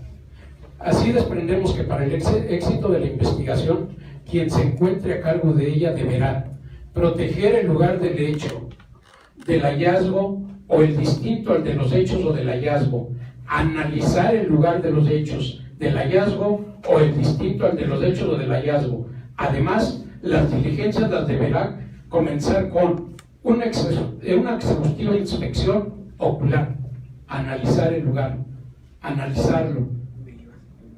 Tomará acciones para preservar dichos lugares, asegurar lugar cerrado, cuidar el acceso, lugar abierto 50 metros, un radio 50 metros. Documentar todos los datos que estimen necesarios. Hecho lo anterior, deberá permitir el acceso a los peritos auxiliares, quienes a su vez deberán realizar una búsqueda profunda de indicios. Existen diversas técnicas para trabajar el lugar de los hechos. Puede ser en espiral, se llega al centro principal del indicio y a partir de allí se va trabajando en espiral. O se puede trabajar por cuadrícula. El terreno lo haces en cuadrícula y por cada cuadro lo vas trabajando. Es como se puede trabajar el lugar de los hechos. Recopilar cualquier dato que sea útil para la investigación, a través de la búsqueda metódica, completa, minuciosa y sistemática. Concluida dicha actividad, se dará por terminado dicho acto de investigación. Sin embargo, tal como ya se había visto anteriormente, los actos de investigación sin control judicial enumerados en el artículo 151 no son los únicos que se pueden realizar por la trilogía encargada de la investigación: Ministerio Público, peritos y Policía de Investigación, ya que también se pueden realizar aquellos que expresamente no requieren control judicial, por ejemplo, los derivados del protocolo de investigación ministerial, policial y pericial del delito de feminicidio, publicado a través del acuerdo A017/2018 del ser Procurador General de Justicia en la Ciudad de México, por el que se modifica el similar A017/2011, relativo al protocolo de investigación ministerial, policial y pericial del delito de feminicidio, publicado en la Gaceta Oficial de la Ciudad de México el 15 de noviembre del 2018. Ese protocolo es muy interesante, muy interesante. Les recomiendo que lo tengan a la mano. Pues de mi parte, les agradezco mucho su atención y espero no les haya resultado tan aburrida. ¿Alguna otra pregunta? ¿Alguna otra pregunta? Yo preguntaría, ¿qué pasa si el MP no se sujeta a los protocolos dictados por su propio autoridad superior? ¿No hay alguna responsabilidad por parte del servidor público que es omiso en atender el protocolo que le dijeron? Hay protocolos para diversos delitos y el MP no se ajusta a ellos. No estoy diciendo si lo vamos a alegar en la audiencia. ¿Qué valor le daría el juzgador a esa omisión? Pues serían... perdón. Mientras no viole derechos humanos. Ahorita tenemos un tema en boga como son los memorándums. Hay que obedecerlo, ¿eh? Entonces un acuerdo administrativamente es una instrucción que el superior jerárquico le da en este caso a los integrantes de la Procuraduría General de Justicia. Esas instrucciones, al final de cuentas, se tienen que cumplir. Si no se cumplen, podría ocasionar problemas de tipo administrativo. Ya en cuestión de administración de justicia, pues tenemos la tesis que nos da las directrices para seguir con el trabajo en el lugar de los hechos, y yo creo que trabajando bajo estas directrices tiene plena validez la inspección en el lugar de los hechos, ese acto de investigación. Pero si de alguna forma desobedece el Ministerio Público lo que le están instruyendo su superior jerárquico, no se puede pensar que estamos ante la presencia de una prueba ilegalmente obtenida. Estaría contraponiendo la fracción novena. Que no obedeció el protocolo, ¿te refieres? Sí, me refiero a eso. Y por no obedecer obtuvo Por una... no obedecer el protocolo, si ya me están diciendo de qué manera tengo que hacer las diligencias, y no lo hago así, me aparto del protocolo y de todas maneras voy a recoger mis diligencias, hace sus diligencias a su manera, sin respetar el protocolo. ¿Cuál sería su argumento jurídico para poder volviendo a lo que hacen los defensores? Bueno, hacemos a veces, soy defensor y a veces soy jurídico, pero que digan, pero obtuvo ilícitamente la prueba porque no respetó el protocolo que la propia institución le había marcado para recopilar. Habría que recordar que las reglas que marca el artículo 101 para poder tachar de invalidez algún acto y se tiene que argumentar de manera adecuada. En este caso, que si hubo una violación de derechos humanos, hubo una violación a las reglas del procedimiento. Sí, tiene que argumentar pero es una palabra ilícita. Así es. Pero yo creo que un protocolo no puede ir más allá de la ley. Y la ley, en este caso el Código Nacional, te va marcando cómo se debe investigar, cómo debe de integrarse los actos de investigación. Tanto en la ley como la jurisprudencia. Ahorita comentabas, ahí está que están señalando cómo deben ser las directrices. Si en este momento un ministerio público no es que viole el protocolo, no lo observó. No lo observó, pero su acto de investigación, en este caso de la inspección, en un delito de feminicidio, lo llevó a cabo como dice el código y como dice la jurisprudencia, no tendrá problema su acto de investigación, aunque haya inobservado alguna parte del protocolo. Además, el protocolo debe de ir en concordancia con la ley. Sí. Armónico. Debe de protocolo de actos. Sí. ¿Ibas a decir algo, Jesús? Tienes cara. Sí, el argumento de la defensa en el... Voltealo a ver, díselo en su cara, díselo. Díselo. No solamente señalar, que es ilegal, que es ilícita, ¿no? Habría que también señalar qué derecho humano también se está violentando. ¿Cuál es el efecto corruptor de esa causa, de ese acto que llevó, a dicho de la defensa, se hizo el Ministerio Público? Aquí sería un poco de argumentación respecto de que tendría que tener la obligación en la defensa de señalar qué derecho humano fue el que se está violando y cuál es el efecto. La defensa no puede hablar al aire. La defensa tiene que señalar, se violó este derecho humano, y si se violó, de acuerdo al 97 del Código Nacional de Procedimientos Penales, está afectado de nulidad. Pero también pudiera ser que no se observó esta formalidad y pudiera dar lugar a una convalidación o a un saneamiento. Por eso debe el defensor no hablar al aire, tiene que aterrizar con nombre y apellido cuál es la situación que pretende esgrimir y cuál es la consecuencia respecto de lo que un acto de investigación irregular pudiera tener. Reitero, nulidad, convalidación o saneamiento. No corresponde al juzgador porque, de nuevo, el juez jamás tiene en sus manos la carpeta de investigación. Quien le da la información son las partes. Si una parte se duele de esto, tendrá que decir, como bien dices, hay un derecho humano protegido por tal garantía constitucional, se inobservó y por lo tanto está afectado de nulidad, o no se observaron formalidades procesales y pudiera dar lugar a un saneamiento o una convalidación. Un silogismo jurídico. ¿Sí? Pero necesariamente tiene que ser a petición de la defensa. Que este sistema, yo acabo de tener ayer una entrevista, la puse ahí en la página del colegio y también la puse en los chats de nosotros, y resalté que no está fácil el sistema. Aquellos que piensen que esto es enchílame la otra y ponme otra audiencia, ¿qué no cuando salimos de una audiencia hay un agotamiento mental cañón? Sí. ¿Sí? Cañón. Lo que da lugar a que en ese agotamiento, el que no es tan fácil que digan, y dentro de media hora tienes otra, no, dame chance, si apenas me estoy recuperando los madrazos que me dieron aquí. O de toda el desarrollo de esa audiencia, hoy te utilicé de los madrazos que me dieron. No, también puede ser de los que yo di. ¿Sí? Y si en el caso del Ministerio Público hubo una vinculación, pues gané. Si no hubo vinculación, la defensa dice gané. Y el que nunca gana es el juzgador, porque el juzgador no va a ganarle a alguien, sino a impartir justicia.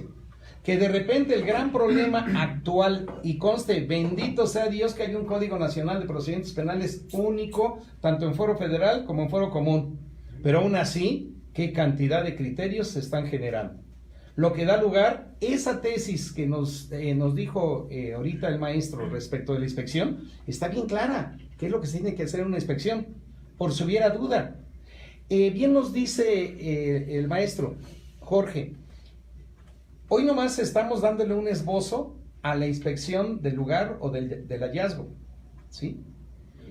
Pero el Código Nacional, afortunadamente, en el apartado a partir de 267 nos saluda en la inspección y tiene el mundo de posibilidades. Que si inspeccionar a una persona, que si solicitar fluidos, lo que da lugar a que esta plática, por la sola inspección, daría lugar a varias sesiones para la pura inspección, ¿sí? Que amablemente vamos a tener aquí a Jorge, porque ya preparó todo esto y pues, hay que aprovecharlo. Pero esta parte sí es cierto, hay que aprovechar a alguien que ha estado en la institución, Estos actos de investigación, como bien decía el maestro Jorge, ¿quién los realiza de inicio? El Ministerio Público. Malamente la defensa tiene una actitud pasiva, porque él también podría investigar por su cuenta. Y ya sea los intereses que represente el resultado de su investigación en su carpeta de investigación de la defensa, se lo reserva o, si hay judicialización, lo aportará ante el juzgador. O si cree que esos actos de investigación son contundentes, los comparte al Ministerio Público dentro de esas 48 horas para que él no judicialice, ¿sí? Pero el defensor sigue estando en una actitud pasiva. Que por favor, se trata precisamente nosotros, los integrantes del Colegio Alto Rendimiento Jurídico, no seamos de esos defensores, ¿sí? Y para el propio Ministerio Público, porque aquí Jesús dice, yo traigo camiseta, y es válido.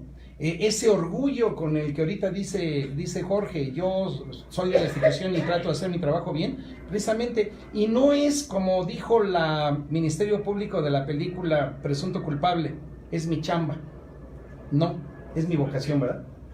Es mi vocación, es lo que me ha gustado hacer, lo trato de perfeccionar cada vez, y precisamente cómo se perfecciona algo, haciéndolo bien, volviéndolo a hacer bien y volviéndolo a hacer bien, ¿sí? Yo quiero invitar al maestro Asensio a que venga para acá, ¿sí? Para que te hagamos entrega de esto, pero a reserva de que vengas otras veces con nosotros, ¿sí? Claro que sí. ¿Sí? Comprometido a que yo creo que el resto del año te vamos a tener aquí una vez al mes, ¿sí? Por favor, Asensio. Gracias. Bueno, antes que todo es un agrado tener personalidades así tan importantes como ustedes, que tienen mucho conocimiento y mucha experiencia en nuestras vidas. Entonces, el Colegio de Alto Rendimiento Jurídico otorga el presente agradecimiento al maestro Jorge Roldán Flores por los conocimientos compartidos en su conferencia. Actos de investigación que no requieren control judicial. 30 de abril de 1900 de 2019. Ya estoy en otra. 1900, bien presente lo tengo yo. Quédate aquí, quédate con la foto. Año de 1900 presente. Aclaro que sí hice la maestría, pero todavía no estoy titulado. No te preocupes, hay muchos camilleros que ya se dicen doctores. ¿Sí? Muchas gracias. Dentro de 8 días tenemos a tu compañero que nos hizo favor de invitar al maestro Carlos Guillermo, que nos va a hablar sobre la etapa intermedia. ¿Sí? Por favor, aprovechen todo eso para tener esas dudas que de repente en el juzgado nos dan palo, experiencia que hayamos tenido. Vamos a tener también a alguien del lado del Ministerio Público que nos va a hablar de la audiencia intermedia. Muchas gracias, Jorge.